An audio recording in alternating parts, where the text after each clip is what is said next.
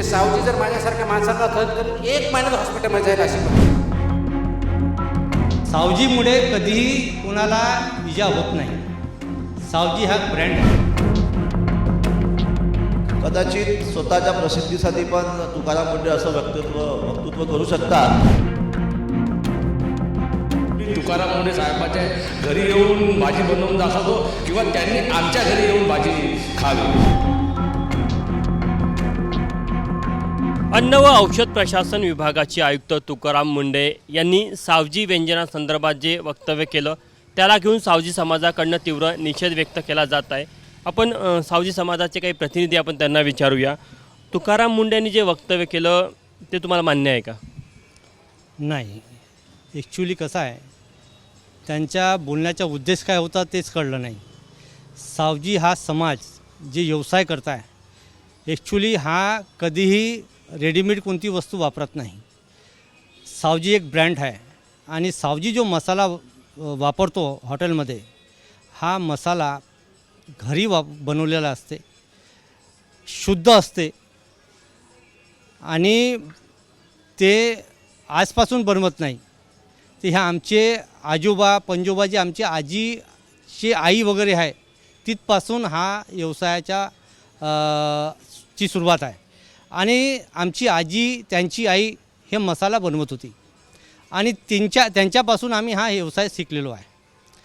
माननीय तुकारामजी मुंडे साहेबांनी जे काही वक्तव्य केलं आहे त्यांची धारणा चुकीची होऊ शकते, पण तिखटमुळे लाखो लोक बेमार पडून राहिले हे जे त्यांचं म्हणणं आहे याचा आम्ही विरोध करतो. कारण नागपूर शहरामध्ये सावजी हॉटेल हे एक ब्रँड आहे. सावजी हॉटेल एक ब्रँड आहे. ज्या मसाल्याला घेऊन, ज्या तिखटपणाला घेऊन किंवा सावजी भाजीमध्ये असणाऱ्या तेलाला घेऊन त्यांनी हे वक्तव्य केलं असं त्यांच्या बोलण्यातनं निदर्शनात येतं. ते म्हणाले की सावजी जर का खाद्य मी खाल्लं किंवा भाजी खाल्ली तर मला 1 महिना रुग्णालयात जावं लागेल. मला हे सांगा, नागपूर शहरामध्ये आज नागपूर जिल्ह्यामध्ये 1000 सावजी भोजनालय आहे. जर 1000 सावजी भोजनालयामध्ये प्रत्येक सावजी भोजनालयामध्ये आज 200 लोक जेवण करतात तर नागपूर शहराचे सगळे हॉस्पिटल बंद झाले, म्हणजे हाऊसफुल झाले असते आणि पेशंट रस्त्यावर उभे राहिले असते. सावजीमुळे कधीही कोणाला इजा होत नाही. सावजी हा ब्रँड आहे. त्यांना जो एक संभ्रम आहे असं का वाटतं, का त्यांनी हे मत व्यक्त केलं असेल? कदाचित स्वतःच्या प्रसिद्धीसाठी पण तुकाराम मुंडे असं वक्तृत्व करू शकतात. परंतु नागपूर शहरामध्ये आज 1000 सावजी भोजनालय आहे आणि तुम्ही रोज रात्री फिरून बघा, तुम्हाला प्रत्येक सावजी भोजनालय हा फुल दिसेल. म्हणजे जवळजवळ रोज रात्री 50,000 लोक सावजी भोजनालयामध्ये जेवण करतात. समजा जर आमच्या मसालामध्ये कुठेतरी त्रुटी असतात किंवा आमचा मसाला जर हा खराब असतो तर आज हे 50,000 लोक जे रोज जेवण करतात तर कितीतरी लोक याच्यामधले हे हॉस्पिटलमध्ये राहिले असते. दुसरं, सावजी हा जो व्यवसाय आहे हा आमचा हलबा समाजाचा पारंपरिक व्यवसाय आहे. या व्यवसायामध्ये आता इतर जातीचे सुद्धा लोक सावजी भोजनालयाच्या नावाने याच्यामध्ये शिरलेले आहेत. ते लोक कोणता मसाला वापरतात ते आम्हाला माहीत नाही, पण आम्ही जे प्रॉपर सावजी आहोत, जे हलबा समाजाचे लोक आहोत, ज्यांचा सावजी हा व्यवसाय आहे, आम्ही घरी तयार केलेला मसाला खातो आणि त्याच मसाल्याने आम्ही ही भाजीसुद्धा तयार करतो. जर आमचे मसाले खराब असते तर आमच्या घरचे जे आमचे मुलं आहेत, आमचे भाऊ आहेत, आमचे बहिणी आहेत, त्यांच्यासुद्धा तब्येती खराब झाल्या असते आणि ते लोक दवाखान्यात असते. आणि जर आमच्या मसाल्याने आमच्याच तब्येती खराब होणार असेल तर आम्ही कशाला असा मसाला तयार करू? तर मुंडे साहेबांना माझी विनंती आहे की त्यांनी एकदा आमच्याकडे यावं, आमच्या गरिबांकडे एकदा जेवण करावं आणि त्यांनी आम्हाला सांगावं की बा 1 महिना मी आता ॲडमिट होणार आहे म्हणून, मग त्याच्यावर काय उपाय करायचा ते आम्ही मुंडे साहेबांना सांगू. तुमचं काय मत आहे? एकंदरीत समाजामध्ये किती नाराजी आहे या वक्तव्याला घेऊन? एक तर मी तुकाराम मुंडे साहेबाच्या सावजी समाजाच्या नगरसेवक या नात्याने निषेध करतो. सावजी समाजाची एक वेगळी थेरी आहे. आलं, लसण, अद्रक हे घरच्या घरी वाटून त्या थेरीने ही भाजी बनवतो. एक तर मी तुकाराम मुंडे साहेबाच्या घरी येऊन भाजी बनवून दाखवतो किंवा त्यांनी आमच्या घरी येऊन भाजी खावी. म्हणून मी सावजी या नात्याने त्यांचा निषेध करतो. सावजी ही भाजी पूर्ण त्यांच्या या वक्तव्यामुळे सावजी समाजाचा घात होऊ शकतो म्हणून मी तुकाराम साहेबाचा निषेध करतो. एक ब्रँड नेम बनला आहे सावजी मसाला आणि सावजी जेवण, सावजी व्यंजन. कुठेतरी यामुळे त्यावर विपरीत परिणाम होऊ शकतो. सावजी समाजाचे व्यंजन खाण्यासाठी खूप मोठमोठे सेलिब्रिटीज इथे आले आहे, क्रिकेटर्स आले आहे, राजनेता येतात. याच्यावर त्यांच्या या वक्तव्यामुळे आमच्या समाजाला कुठेतरी घात होऊ शकतो. तुम्ही स्वतःचा काही अनुभव आहे की तुम्ही राजकारणी असेल, क्रिकेटर असेल, तुमच्याकडनं त्यांनी सावजी व्यंजन घेऊन गेले? मोठमोठ्या लोकांनी नेले. मी नाव नाही सांगू शकत, नाव सांगणं उचित नाही, पण त्यांच्या ह्या सगळ्या वक्तव्यामुळे एक गरीब समाजावर खूप मोठा घात होण्याची शक्यता आहे. तुमचं काय मत आहे? ह्या देशातली सगळीत सुंदर गायिका आशा भोसले,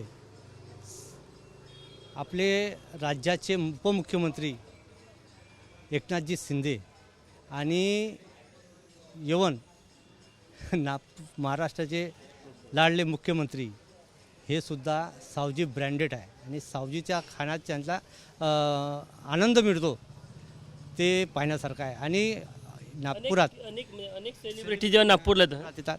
माझ्या कुठंतरी मला असं वाटते की तुकाराम मुंडे साहेबांनी जे स्टेटमेंट दिलं ते कुठंतरी त्यांचं चुकून राहिलेलं आहे. ह्या समाजाला व्यवसाय संपवण्याच्या त्याच्या काहीतरी कारस्थान होऊ शकते.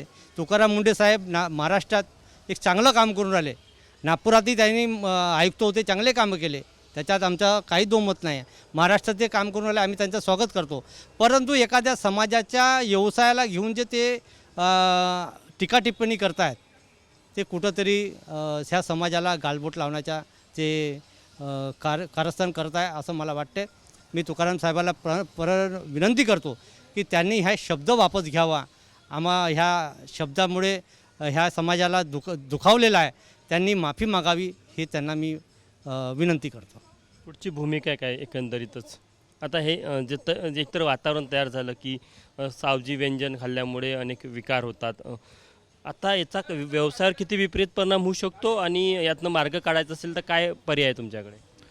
एक तर काय की तुकाराम मुंडे साहेब हे चांगले अधिकारी आहेत. त्यांची एक इमेज जी आहे ती खूप सुंदर आहे. महाराष्ट्रामध्ये चांगला काम करणारा अधिकारी म्हणून त्यांची इमेज आहे आणि त्यांच्यासारख्या अधिकाऱ्यांनी असं वक्तृत्व करणं म्हणजे ह्या व्यवसायावर विपरीत परिणाम घडून येणं आणि ह्या समाजाचे जे लोक हा व्यवसाय करतात त्यांच्या व्यवसायावर कुठेतरी फरक पडेल. हा फरक पडू नये, कारण हा कोणत्या एका व्यक्तीचा व्यवसाय नसून एका समाजाचा व्यवसाय आहे. एवढा मोठा व्यवसाय जर हा यांच्या बोलण्याने जर हा व्यवसाय जर डुबला तर हा समाजाची स्थिती खूप वाईट निर्माण होईल. फक्त त्याच्यासाठी जबाबदार तुकाराम मुंडे साहेब राहतील. तर एकतर तुकाराम मुंडे साहेबांनी कुठेतरी नागपुरामध्ये आम्हाला सांगावं, आम्ही त्यांना सावजी भोजनालयाची चव देतो आणि त्यांनी त्याच्यानंतर प्रेसमध्ये सांगावं की बा हा मसाला खाल्ल्याने माझी तब्येत खराब झाली म्हणून सावजी भोजनालय बंद करण्यात यावं असं त्यांनी सांगावं. किंवा मग त्यांनी हे सांगावं की मी सावजी भोजनालय खाल्लं, सावजीचं जेवण मी केलेलं आहे आणि सावजीच्या मसाल्यामध्ये कुठेही काही त्रुटी नाही आहे, त्याच्यामुळे तुम्ही सावजी भोजनालयामध्ये जाऊन भोजन केलं तरी काही हरकत नाही हे त्यांनी सांगावं. म्हणजेच हा सावजी भोजनालय जो आहे हा वाचेल. नाहीतर मग या एका चुकीच्या स्टेटमेंटमुळे या समाजाची परिस्थिती खूप वाईट होईल आणि याला जबाबदार तुकाराम मुंडे साहेब राहतील. म्हणून त्यांनी काल जे त्यांनी स्टेटमेंट केलं त्याचा त्यांनी पुन्हा एकदा पुनरुच्चार करावा, विचार करावा आणि या समाजामध्ये येऊन एकदा जेवण करावं असं मी त्यांना विनंती करतो. शेवटलं काय म्हणणं आहे तुमचं? ह्या पुढची जे स्टेप राहील माननीय तुकारामजी मुंडे साहेबाच्या ह्या स्टेटमेंटमुळे आदरणीय नागपुराचे जिल्हाधिकारी आदरणीय कलेक्टर साहेबांना याचे आम्ही निवेदन देऊ. तिथून जर समाधान नाही झालं आदरणीय मुख्यमंत्री साहेबांना आम्ही निवेदन देऊ. आणि तुकाराम साहेबांनी मुंडे साहेबांनी जे काही स्टेटमेंट आपल्या कोणत्या भावनेला घेऊन दिलेलं आहे ते मला माहीत नाही, पण त्यांच्या विरोधात आम्ही जाऊ. जर गरज पडली तर आम्ही पिटिशन तयार करू त्यांच्या विरोधामध्ये. आपण बघू शकतो की सावजी समाज असेल किंवा सावजी व्यवसायाशी जोडलेले हे सगळे व्यावसायिक आहे, यांची किती तीव्र भावना आहे. खरं तर तुकाराम मुंडे यांनी जे वक्तव्य केलं त्यामुळे निश्चितच नागपूरच्या सावजी ब्रँडवर एक मोठा इम्पॅक्ट पडत आहे असं त्यांचं म्हणणं आहे. आणि कुठेतरी जर का तुकाराम मुंडे यांना खरंच या संदर्भात काही प्रश्न असेल तर निश्चितच आम्ही त्यांना स्वतः सावजी व्यंजन कसं तयार करतात, सावजी मसाले कसे तयार होतात हे सांगू. इतकंच नाही तर त्यांची इच्छा असेल त्यांच्या घरी करू किंवा त्यांना या व्यावसायिकांनी तुकाराम मुंडे यांना स्वतः देखील निमंत्रण दिलं की ते नागपूरला येऊन हे देखील बघावं. निश्चितच तुकाराम मुंडे यांनी या संपूर्ण प्रकाराला घेऊन माफी मागावी. जर का त्यांनी माफी मागितली नाही तर भविष्यात या संदर्भात मुख्यमंत्र्यांकडे तक्रार केली जाईल किंवा गरज पडल्यास या संदर्भात एक जनहित याचिका देखील टाकली जाईल अशी भावना या सावजी समाजाच्या वतीने व्यक्त करण्यात आलेली आहे. कॅमेरामॅन मिथुन आदमणेसह तुषार कोहळे, ABP माझा, नागपूर. एबीपी माझा, उघडा डोळे बघा नीट.